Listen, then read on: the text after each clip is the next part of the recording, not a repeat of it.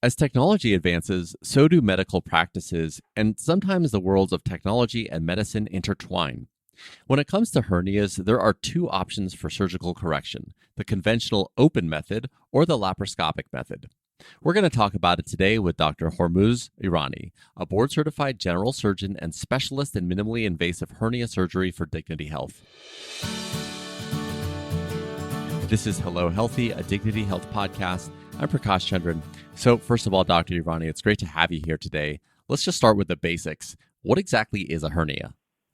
Nice to be here. Hernia is basically a protrusion of intestinal or intra-abdominal contents through a weakness or a tear in the muscle, defect we call it, that creates a bulge. And that's in simple terms a hernia. And when does a hernia typically occur? Is it when you're doing sports or you're doing something strenuous? Talk to us a little bit about that. Okay, you can be born with a hernia for one, but most hernia we see in adults are created by straining, lifting, sometimes even coughing in elderly people who have bronchitis or asthma. Anything that increases the intra-abdominal pressure by lifting, straining, coughing creates the hernia to protrude out through a weak point in the abdomen or the groin area, which is the inguinal area. And that's basically how a hernia develops. I see. And are there different types of hernias that people should be aware of? Yeah, good point. The hernias usually can be inguinal, like I mentioned, or it could be umbilical. It could also be incisional, meaning a weakness created by an incision from previous surgery, and that creates a weak spot also. So those are the kind of main types of hernias that we see. So, when we hear about hernias, for example, I have two uncles that both have hernias, and their doctors have said, you don't need to deal with it immediately. This is something that you can wait for a couple of years to deal with. Can you talk to us a little bit about the different severities of hernias and when you might want to get them addressed? Generally, hernias are seen by the primary care physician. So it's your primary doctor who sees the hernia or the patient brings it to his or her attention. And then that doctor will decide, should I refer this patient to a surgeon to have it repaired or not? Generally, hernias, if they're really small, if it's something a patient has lived with pretty much or most of their lives and it's extremely tiny and not bothering the patient, yes, it's fair to just leave it alone. Most hernias grow with time. So by constant lifting, straining, coughing, as I mentioned earlier, that constant increase in pressure causes the hernia to get bigger, larger, and then it becomes more dangerous.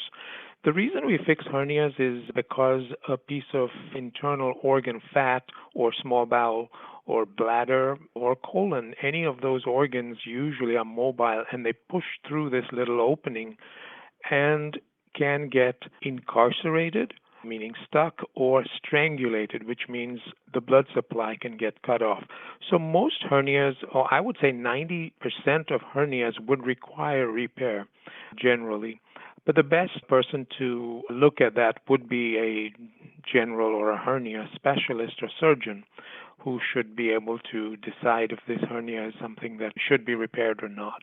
Okay, so we're talking about repairing the hernia. Talk to us a little bit about the most common ways that's typically done. The hernias used to be repaired, as you mentioned earlier, open through an incision. So we used to make an incision through the skin, through the muscle, get to the hernia, and then push it all back in through that defect and then close the defect with sutures or a mesh, which is now used predominantly in all hernia repairs. So that's the old-fashioned way, in my opinion. Nowadays, we do the hernia repair minimally invasive, which means laparoscopically, or robotically, which is a variation of laparoscopic surgery, and that is done through tiny little incisions or holes, if you like, through which we put our trocars. We do the surgery and we put the mesh minimally invasive. So there's no cutting of muscle, no cutting of skin, which makes the recovery significantly better, the pain and ability for that patient to be able to lift and strain faster than if they'd had an open repair. So that most surgeries are done laparoscopically now. There are still surgeons doing them open. There are indications for doing them open if it's a very complicated or recurrent hernia that's been quite large and stuck, if you like, or adherent. In those cases, it's justified to do an open repair. But most inguinal hernias, which is about 90% of hernia repairs, are done laparoscopically. Got it. And you mentioned robotic surgery as well. Can you just clarify the difference between laparoscopic surgery versus robotic surgery? Basically, laparoscopic surgery is done through the little trocars I mentioned. Robotic surgery is done exactly through the same trocars. The only difference is that robotic surgery, you use the same trocars, but you're sitting at a console, which is a few feet away from the surgery, and you can control the instruments through the console. The nice thing about that is the vision that you get with a robot is three-dimensional, so it makes it easier to perform in a way. And the instrument in the patient that's inserted mimics everything you do on the console. So you control it all through a console, and that's the difference. It's also nicer for the surgeon who's sitting comfortably as opposed to standing and bending over. So it's ergonomic for the surgeon as well. Yeah, I've heard that it really just serves as an extension of your hands. Isn't that correct? Yes, it's definitely yes. And also gives you a range of motion that your hand doesn't have. So you can swivel your wrist 360 degrees if you like. Yeah, I think that's an important piece for people to know because when they hear robotic surgery, they think a robot might be doing the entire work, but it really is just assisting you and really being that extension for you so you can do your job a little bit better. Correct. You still make the decisions, you still direct the movements, the cutting, the cauterization, everything is done as per the surgeon's movements and instructions. So it's not like the robot takes over. Maybe in another 10 years, perhaps, but not just yet. Not yet. One of the other things that you mentioned was the use of a mesh. Talk a little bit about what that is and how it's used. Everyone that I see in the office freaks out when they hear the word mesh because they've seen all the ads on TV about the lawsuits flying around with mesh complications and problems. The mesh that we use is not the one that has caused complication. The main mesh that caused trouble was the sling mesh used in women for bladder lift surgeries, and that caused all kinds of problems, and that's been removed. There are a few mesh that we use for hernia repairs also that caused issues, mainly adhesions to the bowel, and that's also been removed. The mesh that I use and most surgeons use has been around for almost 25 years, so it's not something we just started doing. It's been around for a long time and is pretty complication-free. So that's nothing a patient should really worry about. Yes, there are lots of lawsuits going around, but it shouldn't be a deterrent. Hernia repairs pretty much require mesh now. To do a hernia repair without a mesh risks the chance of that hernia coming back. And so that's why mesh has been used now for about 30 to 40 years and pretty much is used routinely now in all surgeries. Okay, that's really good to know. So, we've been focusing here a lot on minimally invasive surgery. Let's talk a little bit about the advantage of doing that versus the traditional open method. As I mentioned before, the recovery is the main thing. The recovery, let's take inguinal hernias, which is most of the hernias we see in men and occasionally in women. We do the surgery laparoscopically, which takes literally 45 minutes. So the recovery is a lot faster because I'm not cutting any structures or muscle or skin, which is richly supplied with nerves. So it causes more pain. So recovery is a lot faster. Also, the vision is better because you've got 4 times magnification, so you're seeing things clearly, close up. And also, the beauty about that is you can literally check the other opposite side. Most people have hernias on one side and a smaller hernia on the other that may not be appreciated till 5 years later when they come back and say, now I've got a hernia on the opposite side. So Laparoscopically, you can check that immediately at the same time as the time of your first surgery. So you fix the side that is obviously bothersome to the patient, and then you can swing the scope, look at the other side. And so that's something you can't do with an open method. So those are the advantages, and certainly has become the mainstay of hernia repairs now.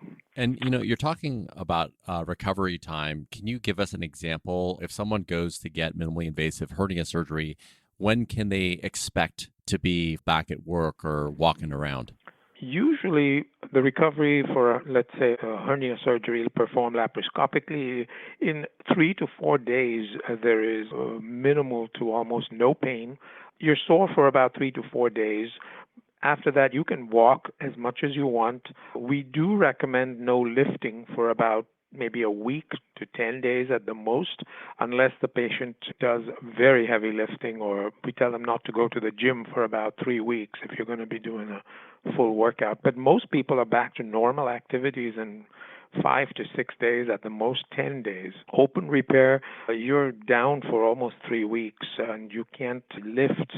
At least that's what we used to advise patients, for about 4 to 5 weeks after that. So there's a significant difference in recovery. The other advantage of laparoscopic surgery I forgot to mention was the nerve injury.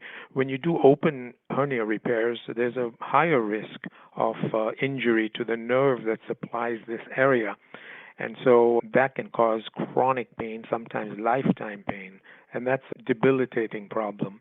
Laparoscopically, you can see the nerve, in fact, and make sure that you avoid it, and that's another big advantage.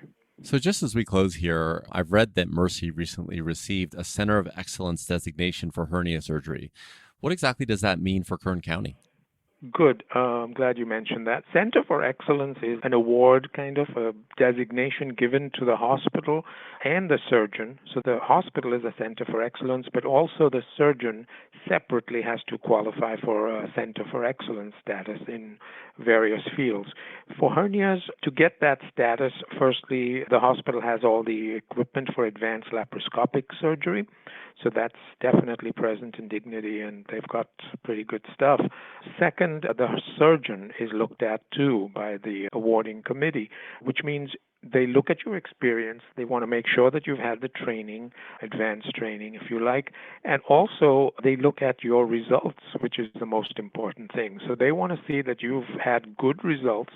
In hernias, it would be a recurrence rate of less than 1%, I would think.